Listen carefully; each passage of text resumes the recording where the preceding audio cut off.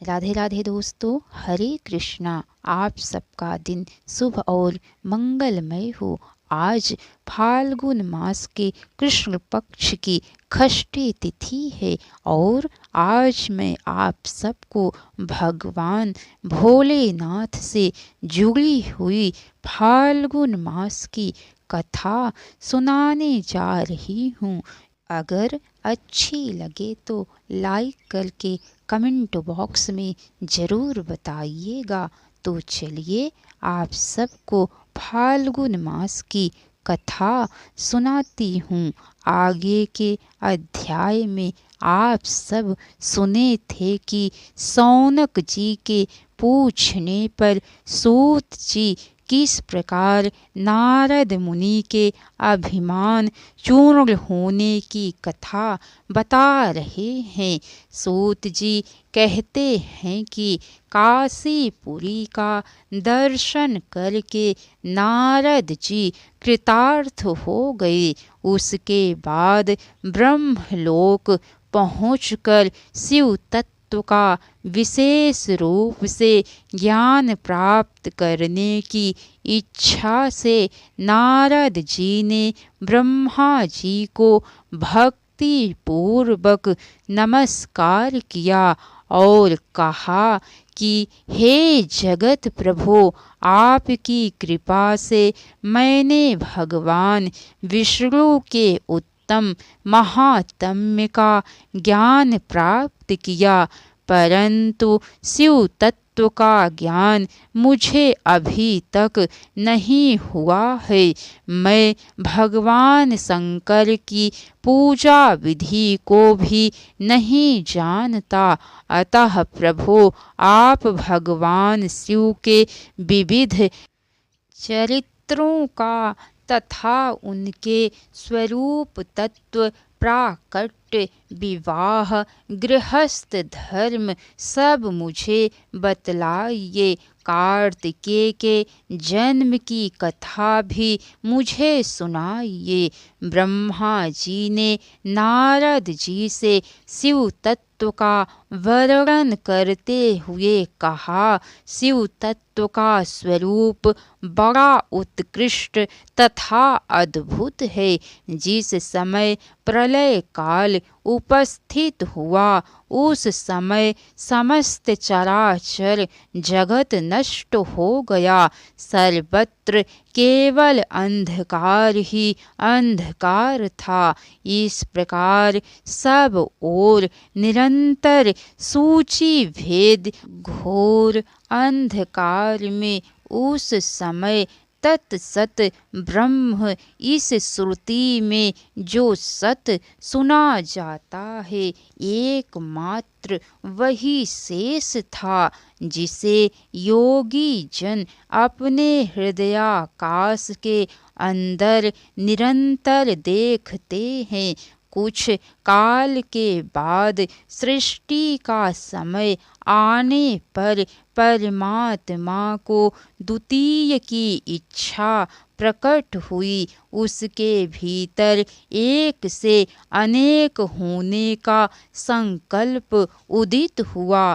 तब उस निराकार परमात्मा ने अपनी लीला शक्ति से अपने लिए मूर्ति आकार की कल्पना की। वह मूर्ति संपूर्ण ऐश्वर्य गुणों से संपन्न सर्वज्ञानमयी हुई। जो मूर्ति रहित परम ब्रह्म है, उसी की मूर्ति चिन्मय आकार भगवान सदाशिव है। सभी विद्वान उन्हीं को ईश्वर कहते हैं।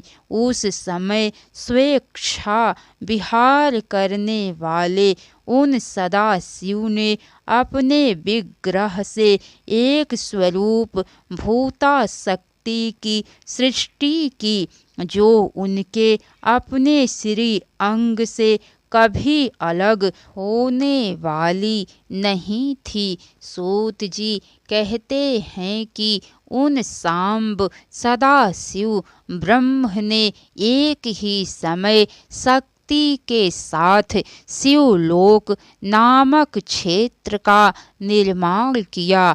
इस क्षेत्र को ही काशी कहते हैं। यह परम निर्वाण या मोक्ष का स्थान है जो सबके ऊपर विराजमान है।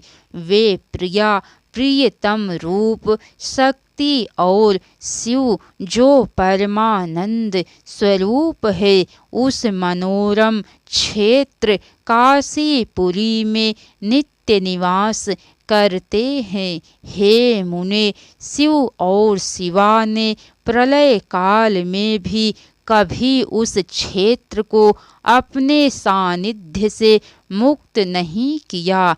इसीलिए विद्वान पुरुष उसे अभिमुक्त क्षेत्र भी कहते हैं। यह क्षेत्र आनंद का हेतु है।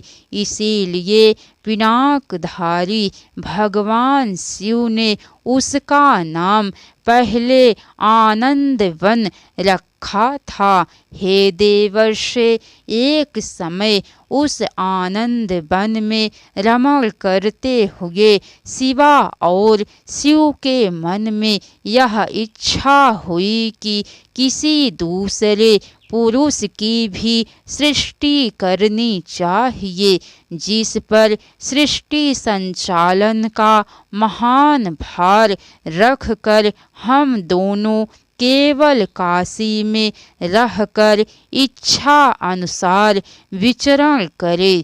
वही पुरुष हमारे अनुग्रह से सदा सबकी सृष्टि करे, वही पालन करे और अंत में वही सबका संहार भी करे। ऐसा निश्चय करके शक्ति सहित सर्वव्यापी परमेश्वर शिव ने अपने वाम भाग के 10वें अंग पर अमृत मल दिया। वहाँ उसी समय एक पुरुष प्रकट हुआ जो तीनों लोकों में सबसे अधिक सुंदर और शांत था। उसकी कांति इंद्रनील मणि के समान श्याम थी। उसके श्री अंगों पर स्वर्ण सदृश कांति वाले 2 रेशमी पीतांबर शोभा दे रहे थे। शिव जी ने विष्णु नाम से उसे विख्यात किया तथा अपने श्वास मार्ग से उन्हें वेदों का ज्ञान प्रदान किया। इसके अनंतर भगवान विष्णु ने दीर्घ काल तक तपस्या की। तपस्या के परिश्रम से विष्णु के अंगों से अनेक प्रकार की जलधाराएं निकलने लगी। नार अर्थात जल में शयन करने के कारण ही उनका नाम नारायण हुआ। यह श्रुति सम्मत नाम प्रसिद्ध हुआ।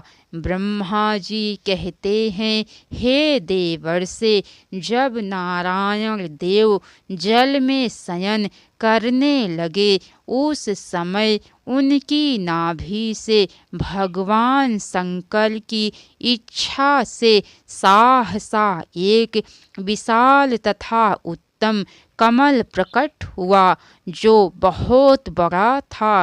तत्पश्चात परमेश्वर सांब सदाशिव ने पूर्ववत परम प्रयत्न करके मुझे अपने दाहिने अंग से उत्पन्न किया था तथा मुझे तुरंत ही अपनी माया से मोहित करके नारायण देव के नाभि कमल में डाल दिया और लीला पूर्वक मुझे वहाँ से प्रकट किया। इस प्रकार उस कमल से पुत्र के रूप में मुझ हिरण्य गर्भ का जन्म हुआ। मेरे 4 मुख हुए और शरीर की कांति लाल हुई। हे मुने, उस समय भगवान शिव की इच्छा से परम मंगलमयी तथा उत्तम आकाशवाणी प्रकट हुई। उस वाणी ने कहा, तप करो। उस आकाशवाणी को सुनकर अपने जन्मदाता पिता का दर्शन करने के लिए उस समय पुनः 12 वर्षों तक मैंने घोर तपस्या की। तब मुझ पर अनुग्रह करने के लिए ही 4 भुजाओं और सुंदर नेत्रों से सुशोभित भगवान विष्णु वहाँ सहसा प्रकट हो गए। तदंतर अपनी श्रेष्ठता को लेकर हम दोनों में विवाद होने लगा। इसे शांत करने के लिए हम दोनों के सामने एक लिंग प्रकट हुआ। मैं और विष्णु दोनों उन ज्योतिर्मय शिव को प्रणाम कर बार बार कहने लगे, हे महाप्रभु, हम आपके स्वरूप को नहीं जानते। आप जो हैं वही हैं। आपको हमारा नमस्कार है। आप शीघ्र ही हमें अपने स्वरूप का दर्शन कराएं। राधे राधे दोस्तों, हरे कृष्णा। तो कैसी लगी कथा लाइक करके कमेंट बॉक्स में ज़रूर बताइएगा। इसके आगे की कथा दोस्तों आप सबको कल सुनने को मिलेंगी। हर हर महादेव।